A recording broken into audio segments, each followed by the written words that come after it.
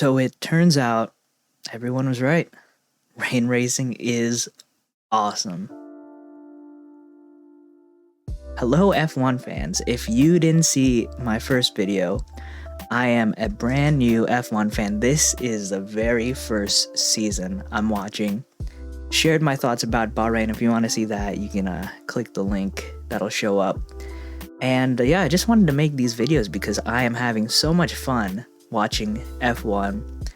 And I just want to express my enjoyment through video form, regardless of if people watch it or not.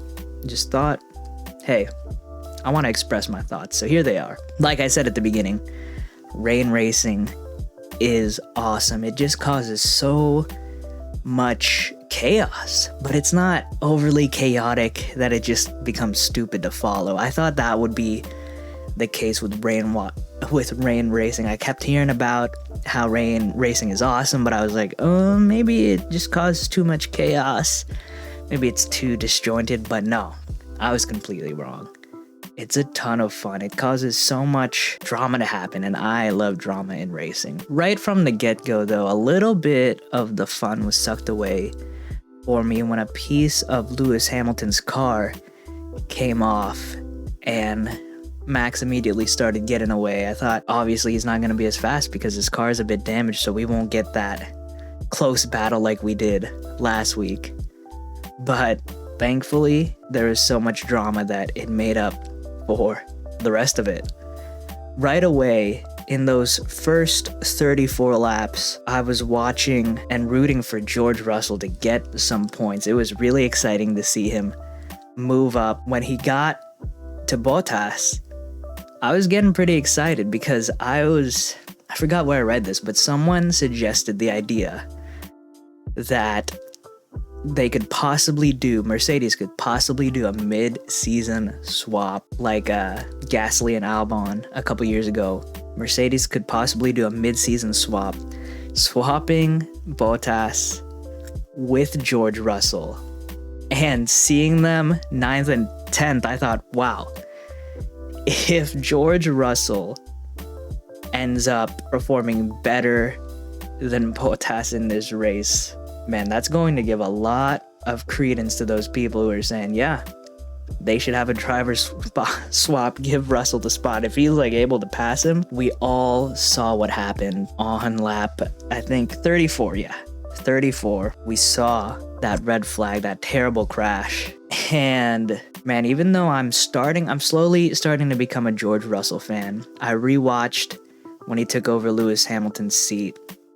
I'm rooting for the guy, would love to see him thrive, but even though I'm starting to lean towards becoming a fan of his, I have to say that looked like it was really his fault.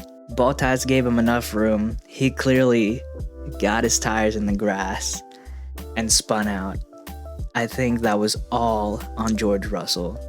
But he's a young guy. He'll learn from his mistakes. I haven't looked at any post-race stuff to see if he's admitted anything or the such, but I think that was definitely on him. So a shame that he got out and that happened, because I would have loved to see that battle as the laps wound down if Russell could make a clean pass on him. But chalk that up to lack of experience. Probably won't happen to him again. Hopefully not. Hopefully he learned. And also a shame that Pierre Gasly got screwed by his team's tire choice. He probably could have finished better than he did, but they decided to go with the wet tires instead of the intermediates. And while it is a shame that that happened, I admire them for taking the risk, because if the wet tires were the right choice, he would have won that race. One thing I always hear when watching people sim race, if they're slower than the fastest guy, if it looks like they can't win on pure speed, then they try to do the opposite strategy of what the fast guys are doing. And so that's what Gasly tried. If it rained a bit more and kept raining, maybe he could have won. So I respect the risk that they took for him. And I gotta say, talking about Russell, talking about Gasly, I just really appreciate so much Drive to Survive, because it really helps you care about the midfield. So even if Max Verstappen is up there with a 12-second lead, it is all good, because thanks to Drive to Survive, I really care about these midfield battles. I care about these personalities. That series is fantastic. It has just enhanced the entertainment value of the sport. It makes it so fun to watch every single person, except for Haas, because they're just absolute garbage. It's a shame that that's happening. The only US team. It's a bad look for us Americans, a bad look. So of course, we all know what happened right before lap 34, right before the red flag. Lewis Hamilton also made a huge mistake, and that made me really appreciate just how talented Max Verstappen was and how skillful he drove today. He drove mistake-free, except for that one mistake on the pace lap.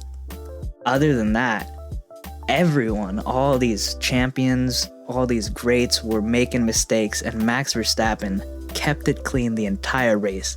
Seriously impressive. So cool. But equally impressive was the comeback that Lewis Hamilton made to be able to not only charge back to second place, but to also get fastest lap and hold his lead in the Drivers' Championship. I thought it was over.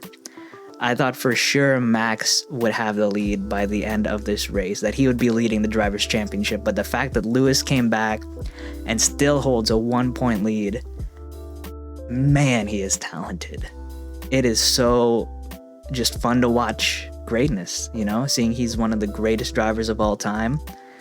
And thankfully, I was able to become an F1 fan right before he retires and able to watch him just perform amazingly. That was so fun to watch him go around the track. Which brings me to my final thought.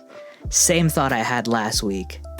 What a season we're gonna have. Max versus Lewis. I picked a good time to get buckled in and watch F1 racing, because this is gonna go down as one of the best battles in F1 history. And I say that not ever watching F1, but just looking around at people's reactions. This is going to be an amazing Drivers' Championship, and I'm so ready for it. So those are my thoughts. Let me know what you guys thought of the race in the comments below. Thanks for watching. Have a great day.